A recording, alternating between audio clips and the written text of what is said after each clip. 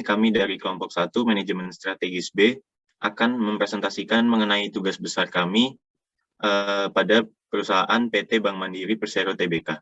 Next. Berikut adalah anggota kelompok kami. Next. Dan berikut merupakan outline pembahasan. Next.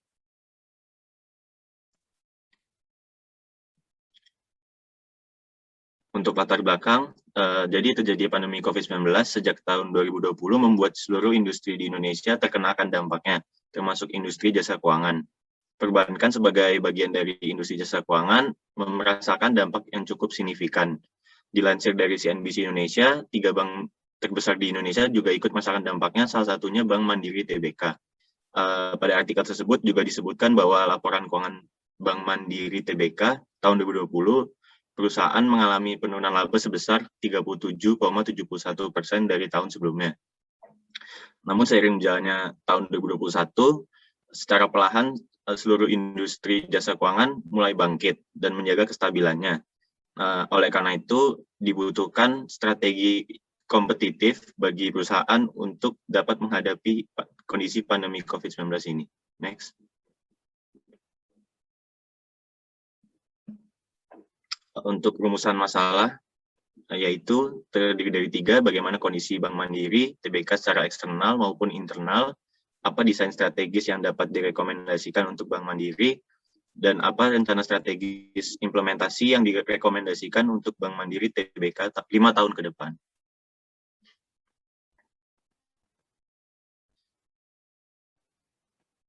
Berikut merupakan tujuan yang mengacu pada rumusan. Next. Manfaat bagi penulis untuk menambah wawasan dan pengalaman dalam mengidentifikasi kondisi internal dan eksternal serta perumusan strategi industri jasa keuangan di Indonesia.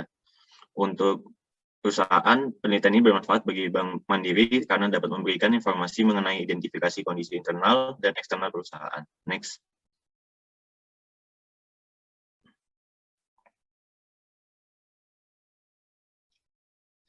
Untuk manfaat untuk pembaca dan penelitian selanjutnya, untuk pembaca bermanfaat untuk menambah wawasan dalam menganalisa strategi internal dan eksternal perusahaan dengan menggunakan beberapa metode analisis. Untuk penelitian selanjutnya ini bisa menjadi acuan serta panduan bagi penelitian-penelitian selanjutnya. Untuk batasan dan asumsi, penelitian ini memiliki batasan untuk meneliti pada sektor perbankan yang dikhususkan pada perusahaan PT Bank Mandiri. Dan penelitian ini mengasumsikan bahwa data yang diperoleh dari sumber yang kredibel dapat mewakili kondisi perusahaan saat ini dan menjadi dasar dalam membuat rumusan atau formulasi strategi yang sesuai dengan luaran penelitian. Next.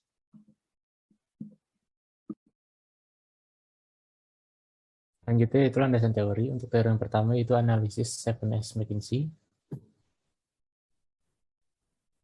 Untuk analisis yang kedua yaitu Pestel Analysis.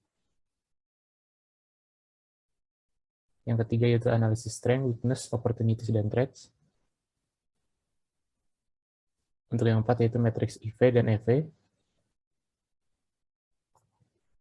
Lalu yang terakhir yaitu key success factors. Selanjutnya itu metode penelitian. Untuk rencana penelitian, jenis penelitian yang dilakukan yaitu analisis deskriptif dengan menggunakan data sekunder dari PT Bank Mandiri Persero.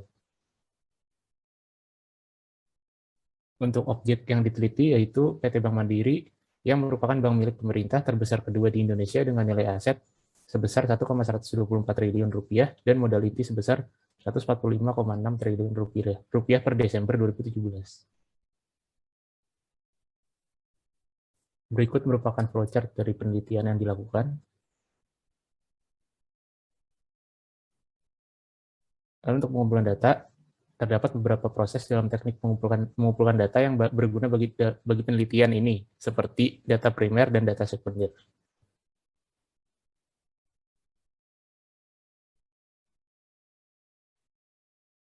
Selanjutnya merupakan hasil dan diskusi.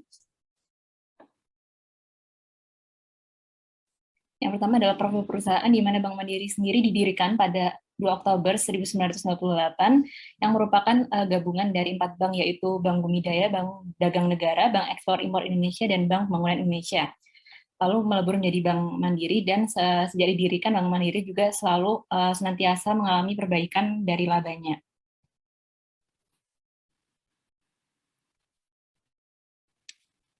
Berikut merupakan visi dan misi dari Bank Mandiri sendiri. Next. Dan selanjutnya, adapun produk PT Bank Mandiri yang terbagi menjadi kebutuhan personal dan program khusus. Yang pertama yaitu adalah analisis internal perusahaan, yang menggunakan metode analisis 7S McKinsey, di mana yang pertama yaitu strategi. Bank Mandiri sendiri memiliki strategi, yaitu saat ini mengembangkan produk layanan berbasis digital dalam menyambut persaingan di era digitalisasi perbankan. Di antaranya Mandiri juga akan berfokus untuk memperkuat fondasi core banking, infrastruktur transaksi digital, dan penyempurnaan proses bisnis untuk mendukung perkembangan digital. Dan kedepannya Bank Mandiri juga memiliki strategi untuk memperluas ekosistem digital sebagai bentuk perseroan dalam partisipasi open banking. Next. Dan selanjutnya yaitu adalah struktur, di mana struktur organisasi dari Bank Mandiri dibagi menjadi beberapa bidang, yaitu yang pertama SDM, yang kedua bidang pemasaran, yang ketiga bidang keuangan, dan yang keempat adalah bidang operasional. Dan yang ketiga yaitu adalah sistem, di mana sebagai perusahaan jasa di bidang perbankan, Bank Mandiri juga memiliki konsep yang ditanamkan pada nilai perusahaan, yaitu TIPC, yang pertama adalah trust, kedua integrity, ketiga profesionalisme, keempat customer focus, dan yang kelima adalah excellence. Dan yang keempat yaitu adalah style, di mana Bank Mandiri juga memiliki 5 nilai budaya kerja, yaitu yang pertama satu hati satu mandiri, mandiri yang tangguh, tumbuh sehat, memenuhi pelanggan, dan bersama membangun negeri. Selanjutnya adalah staff, di mana saat ini Bank Mandiri juga memiliki sejumlah karyawan yang dibagi beberapa berdasarkan organization level, yang saat ini jumlah staff didapatkan sebanyak 22.022 pada tahun 2020, dan saat ini jumlah tersebut menurun dibandingkan tahun 2019. Next yaitu adalah skill, di mana pada tahun 2021 Mandiri University memiliki 3 strategi utama, yaitu yang pertama ada capacity enabler, yang kedua ada learning to business alignment, dan learning experience design. Yang terakhir adalah share values, di mana Bank Mandiri juga berkomitmen untuk menerapkan prinsip-prinsip GCG. Yang pertama adalah keterbukaan, akuntabilitas, pertanggungjawaban, independensi, kesetaraan, dan kewajaran. Dan berikut merupakan analisis SWOT dari Bank Mandiri. Yang pertama dari kekuatan sendiri, Bank Mandiri memiliki penawaran berbagai produk perbankan yang permudah nasabah dan memiliki berbagai layanan aplikasi dalam 24 jam. Bank Mandiri juga sudah dikenal dan memiliki SDM dan skill yang profesional hingga jaminan keamanan yang sudah dipercaya. Kemudian kelemahannya yaitu adalah fitur e-cash yang sulit mengakses server jika bermasalah. Kemudian KTA sendiri juga memiliki bunga yang ditawarkan biasanya lebih tinggi daripada lembaga keuangan lainnya. Kemudian fitur mobile banking yang memiliki resiko keamanan terbesar, kemudian alur birokrasi yang panjang, serta belum meratanya persebaran dari kantor cabang Mandiri. Next. Dan berikut merupakan peluang, yang pertama adalah perkembangan tingkat pertumbuhan ekonomi, yang kedua adalah meningkatnya financial inclusion, yang ketiga adanya tren positif penggunaan mata uang elektronik, berkembangnya e-commerce atau online shop, dan terdapat kebijaksanaan pemerintah untuk menyalurkan kredit kecil mikro. Dan adapun ancamannya yaitu berupa produk-produk oleh bank pesaing yang semakin inovatif, penggunaan teknologi yang semakin canggih, adanya deregulasi perbankan sehingga memudahkan terbentuknya kompetitor lain. Yang keempat adalah iklan dan promosi besar-besaran dari pesaing dan adanya krisis ekonomi global.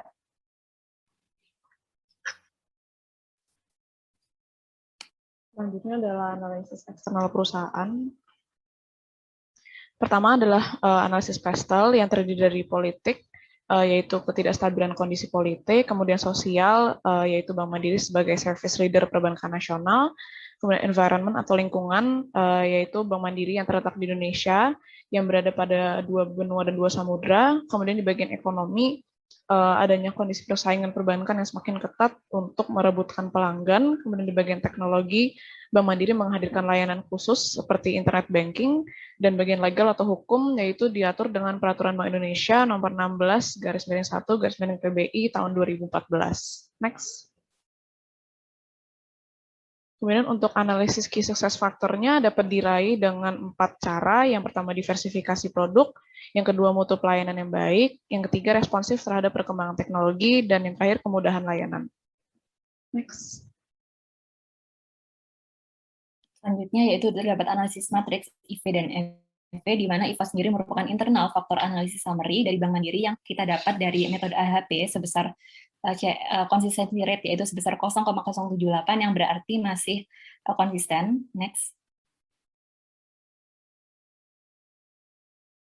Kemudian hasil dari perhitungan strength dan weakness sendiri didapatkan sebesar 2,25567.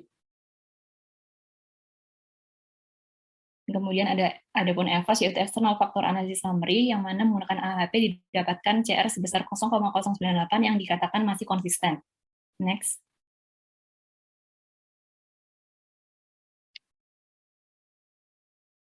Dan berikut hasil dari opportunity dan threat yang telah dikurangi, yaitu sebesar 0,20. Dan berdasarkan penghitungan tersebut, didapatkan bahwa Bank Mandiri sendiri berada pada kuadran 1, yang dimana saat ini pada kondisi progresif, yaitu keadaan di mana perusahaan sedang kuat dan berpeluang.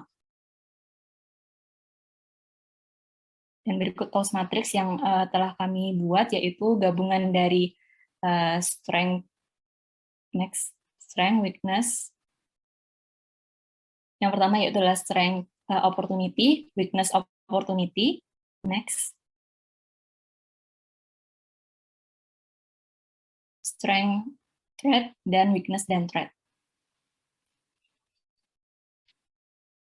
Kemudian selanjutnya dari strategi pada analisis Tools Matrix, kami masukkan 4 strategi yang merupakan unggulan untuk dianalisis melalui QSPM. Next. Yaitu strategi 1, 14, 11, dan 5. Kemudian untuk hasil total keseluruhannya, untuk dimasukkan ke dalam skala prioritas, di mana strategi 11 menjadi strategi yang utama, kemudian diikuti dengan strategi 1, 14, dan 5. Next. Untuk skala prioritasnya dibagi menjadi 4 kuadran yang sudah disebutkan sebelumnya berdasarkan strategi yang masuk ke kuadran tersebut. Next. Untuk action plan atau rencana tindakan yang akan dilakukan oleh perusahaan dapat dilihat melalui tabel berikut, bisa di next. Untuk action plan dari strategi 11, yaitu mengembangkan layanan dan fitur pada aplikasi online, kemudian juga memberikan produk tabungan untuk nasabah dengan jumlah minimal tabungan yang kecil. Kemudian untuk strategi 5, itu memberikan layanan customer care yang terintegritas dengan layanan. Kemudian next. Untuk strategi 1, yaitu menetapkan setting produk berbasis aplikasi konsumen untuk selalu melakukan update app, dan strategi 4, yaitu memberikan rangkaian pelatihan untuk seluruh level pegawai Bank Mandiri.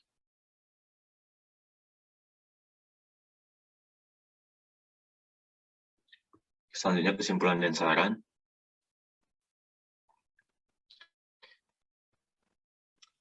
Untuk kesimpulan sendiri, maka Bank Mandiri ini perlu mempersiapkan strategi pemulihan dengan menganalisis kondisi perusahaan secara eksternal maupun internal, dan juga mengetahui desain strategis yang dapat direkomendasikan untuk Bank Mandiri Tbk dan diimplementasikan 5 tahun ke depan. Berdasarkan analisis yang dilakukan, maka didapatkan hasil bahwa action plan utama yang disarankan untuk dilakukan perusahaan adalah mengembangkan layanan dan fitur pada aplikasi berbasis online maupun website yang dapat diakses nasabah, serta di tahun 2023 memberikan produk tabungan untuk nasabah dengan jumlah minimal tabungan yang kecil, syarat yang mudah, dan akses yang fleksibel. Next.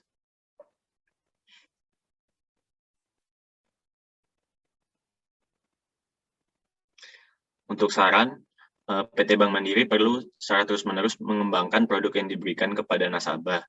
Karena semakin banyak provider dan bank baru, maka Bank Mandiri ini harus mengantisipasi inovasi dengan memanfaatkan teknologi. Untuk ini, selain itu, Bank Mandiri juga perlu menjaga komunikasi dan hubungan baik dengan nasabah, sesama tim kerja, stakeholder, maupun pihak lainnya demi terjaganya reputasi baik Bank Mandiri. Sekian presentasi dari kami, kurang lebihnya mohon maaf. Assalamualaikum warahmatullahi wabarakatuh.